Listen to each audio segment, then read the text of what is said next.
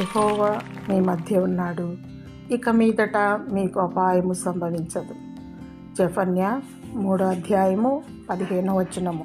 ఎక్కడైతే 2-3 ఉంటారో అక్కడ వారి మధ్యలో నేను ఉంటాను అని అన్నాడు దేవుడు. మన హృదయంలో కూడా దేవుడు నివసిస్తాడు. పరిశుద్ధత, నీతి, పవిత్రత, యథార్థత, మంచి మనసు, త్యాగ జీవితాన్ని ఆయన కోరుకుంటాడు. హృదయంలో దేవుడు ఉంటే ఏదీ సంభవించదు. ఒకవేళ ఏదైనా విపత్తు జరిగినా దేవుడు కాపాడుతాడు.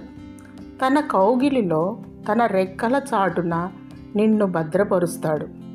ఏ అపాయము, కీడు సంభవించకుండా దేవుడు నిన్ను నిత్యము కాపాడునుగాక. ఆమేన్.